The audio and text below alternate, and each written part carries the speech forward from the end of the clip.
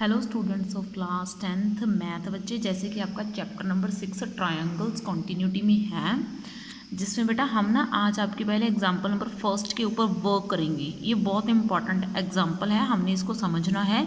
इससे ना हमारे पास ये एक रिजल्ट आएगा, हम इसको भी अप्लाई करेंगे, ठीक है ना। बहुत से सम्स में हम सम करेंगे ना इस एक्सरसाइज के, एक्सरसाइज 6.2 के। इसमें क्या है, इफ़ आ लाइन, अगर एक लाइन है इंटरसेक्ट करती है दो साइड्स को, एक ट्रायंगल की दो साइड्स को बाइसेक्ट करती है एक लाइन, ठीक है। एक लाइन है वो ट्रायंगल की दो साइड्स को बाइसेक्ट करती है। कहाँ पे बाइसेक्ट करती है?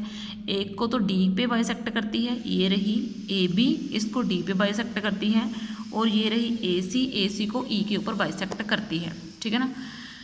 तो मुझे करना क्या है, और ये लाइन बी सी के भी पैरेलल है, इस बी सी के ये लाइन पैरेलल है डी ई। तो मुझे प्रूव ये करके बताना है ई डी ए डी इतनी सी साइड के अपॉन ये पूरी कंप्लीट साइड ए बी, इसकी रेशो इक्वल होगी ए ई इतनी सी साइड अपॉन कंप्लीट साइड की रेशो के इक्वल होगी। तो मुझे ये प्रूव करके बताना है।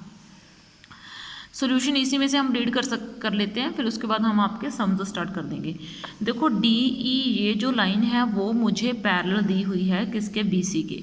तो इसके अकॉर्डिंग जब एक साइड किसी पहली साइड के इक्वल हो जाए, ट्राइंगल की किसी एक साइड के इक्वल हो जाए, अगर कोई साइड किसी ट्राइंगल की साइड के इक्वल हो जाए, पैरेलल हो जाए, सॉरी क्या हो जाए, पैरेलल, तो वहाँ पे ना बीपीटी थ्योरम लग जाती है। तो वो आपने रीड करी हुई है BPT theorem, A D upon D B A E upon E C के इक्वल आ जाएगा, यानी कि A D upon D B वो इक्वल आ जाएगा A E upon E C के, ठीक है।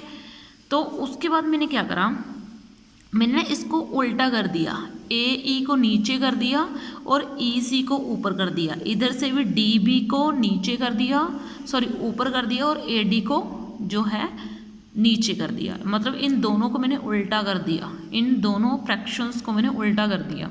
तो डी बी ऊपर ए डी नीचे, ई सी ऊपर ए ई नीचे, फिर दोनों तरफ मैंने 1 ऐड कर दिया।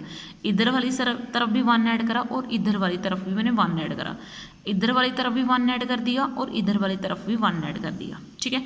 जब मैं 1 ऐड करूँगी तो ये क्या बन जाएगा, D B plus A D upon A D, तो ये बन जाएगा, यानी कि ये क्या बन जाएगा, D B plus A D, यानी कि इतनी सी चीज़ डी बी, इतनी सी चीज़ में इतनी सी चीज़ ए डी ऐड कर दी, तो ये पूरे का पूरा बन गया क्या, ए बी।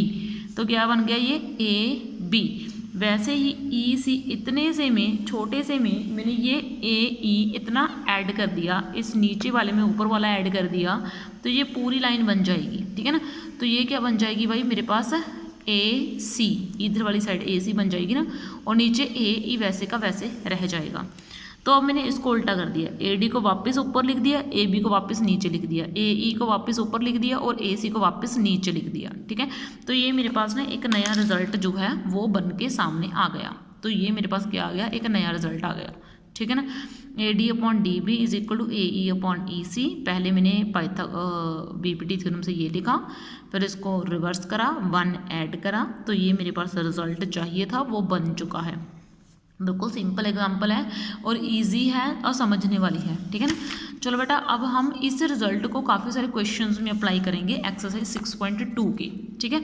तो हम इसके 1 से 2 क्वेश्चन डन करते हैं। इसमें देखो फिगर हमें ये दी हुई है 6.17 का फर्स्ट और सेकंड पार्ट है फिगर का।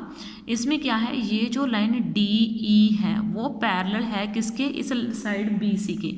ये जो साइड डी, ये लाइन जो है ना डी ई, वो पैरेलल है किसके, इस 1 साइड ट्राइंगल की 1 साइड बी सी के पैरेलल है। तो मुझे पता क्या करना है, मुझे ये ई सी निकाल के बतानी है, इतनी सी चीज़ निकाल के बतानी है। देखो हम कैसे निकाल सकते हैं, मैं ट्राइंगल ड्रॉ कर लेती हूँ और फिर ट्राइंगल की फिगर, ठीक है। ये देखो कुछ इस तरीके से है, ये ना आपकी एक्सरसाइज 6.2 के ऊपर वर्क कर रहे हैं हम, ठीक है ना। तो ये कुछ इस तरीके से आपकी है फिगर, ठीक है। ये कुछ इस तरीके से, ये D है, ये E है, ये BC और ये A, ठीक है ना। ये 1.5 सेंटीमीटर है, ये 1 सेंटीमीटर है, ठीक है। तो अब देखो AD, क्योंकि ये जो लाइन DE है वो क्या है, पैरेलल है किसके, इससे, BC के पैरेलल है। तो बाय बीपीटी थ्योरम, तो बीपीटी थ्योरम क्या बोलेगी कि इसकी रेशो और इसकी रेशो इक्वल होगी, यानी कि AD अपॉन DB वो क्या होगी, इक्वल किसके, AE अपॉन EC के। AD अपॉन DB वो किसके इक्वल होगा, AE अपॉन EC के। और यहाँ पे क्या है, 3 सेंटीमीटर। AD कितनी है, 1.5 और DB कितनी है आपकी, 3, ठीक है। और यहाँ पे ये कितनी है, 1 और नीचे क्या है आपकी EC। इसको क्रॉस मल्टीप्लाई कर दीजिए, EC multiply 1.5 is equal to ये कितना है, 3। तो EC is equal to 3 upon 1.5, ठीक है। तो ये क्या बन जाएगा आपका, अगर किसी को पॉइंट हटाना चाहता है ना कोई बच्चा, तो ये हटा सकता है। तो ये आपका जाएगा 2 आंसर, ठीक है। तो ये आपकी 2 सेंटीमीटर आ चुकी है, ठीक है। इस तरीके से आपने ये क्वेश्चंस करनी है डन, ठीक है ना। इसी तरीके से आपका ना, ये मैंने फर्स्ट पार्ट का फर्स्ट क्वेश्चन डन कर दिया है और सेकंड क्वेश्चन भी आपका इसी तरीके से डन हो जाएगा, ठीक है। अब बेटा मैं आपका ये सेकंड का फर्स्ट पार्ट उठा रही हूँ। इसमें क्या है, ये इसकी फिगर नहीं है, ये सेकंड पार्ट की फिगर नहीं है। अगर सेकंड पार्ट के पास बनी हुई है, लेकिन ये इसकी नहीं है। E and F are points on the side PQ and PR, यानी कि मैंने एक ट्रायंगल ले लिया है। ये लो भाई, मैंने ये एक ले लिया है ट्रायंगल, इसको P मान लिया, इसको Q और इसको R, ठीक है ना।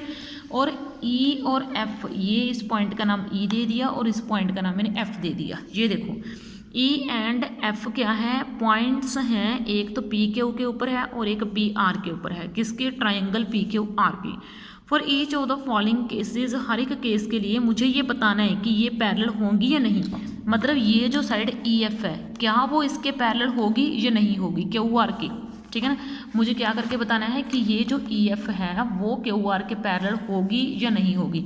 अब मैं इसके लिए बीपीटी थ्योरम का यूज़ करूँगी, ठीक है ना, कि अगर रेशो सेम आई तो क्या है, ये पैरेलल होगी साइड। अगर रेशो नहीं सेम आई तो नहीं होगी भाई पैरेलल, ठीक है ना। तो मुझे ना ये फर्स्ट पार्ट में सारा कुछ गिवन है, PE गिवन है, EQ गिवन है, PF गिवन है एंड FR गिवन है, ठीक है ना। तो ये सारी चीज़ें मैं यहाँ पे लिख लेती हूँ। PE 3.9 है एंड EQ आपका 3 है, ये आपका 3.6 है और ये आपका 2.4 है। अगर ये रेशो आपकी इक्वल आ जाए, यानी कि 4 EF पैरेलल टू QR की, अगर EF QR के पैरेलल होनी चाहिए, देन तो ये रेशो इक्वल होनी चाहिए, यानी कि PE अपॉन EQ क्या होना चाहिए, इक्वल होना चाहिए किसके, PF अपॉन FR के। क्या होना चाहिए, इक्वल होना चाहिए, ठीक है ना। PE अपॉन EQ वो क्या होना चाहिए, इक्वल होना चाहिए PF अपॉन FR के, ठीक है ना। तो ये कितना है, PE 3.9। हम चेक करते हैं कि ये इक्वल है। अगर इक्वल है तो आंसर आ जाएगा, अगर नहीं है तो नहीं आएगा, ठीक है ना। तो ये आपका आ गया 1.3 आ गया, ठीक है ना। और यहाँ पे तो आ गया 1.3 और इधर से हम कर लेते हैं इसको चेक। यहाँ पे सॉरी बेटा 2.4 है, ठीक है ना। अगर किसी को पॉइंट में प्रॉब्लम है ना तो वो पॉइंट हटा सकता है ऐसे करके, ठीक है ना। पॉइंट में मुझे पता है बहुतों को प्रॉब्लम होगी, ठीक है ना। तो ये 1.3 इज इक्वल टू 36/24, ठीक है ना। इसको किसी एक टेबल के ऊपर कट कर दीजिए, ठीक है ना। तो ये मैंने ऐसे कर दिया, ठीक है ना। इसको मैंने 13/10 डाल दिया और इसको 3/2। ये दोनों एक दूसरे के इक्वल तो है नहीं, ठीक है ना। तो ये क्या है, EF is not parallel to QR, तो वो QR के पैरेलल नहीं है, ठीक है ना। ये मैंने फर्स्ट पार्ट जो है इसका डन कर दिया है। सेकंड पार्ट आप खुद कर लेना। अब थर्ड पार्ट मैं आपको करवा देती हूँ, ठीक है ना। ये वाला पार्ट मैं आपको करवा देती हूँ, ठीक है ना। अब बेटा देखो थर्ड पार्ट में है क्या।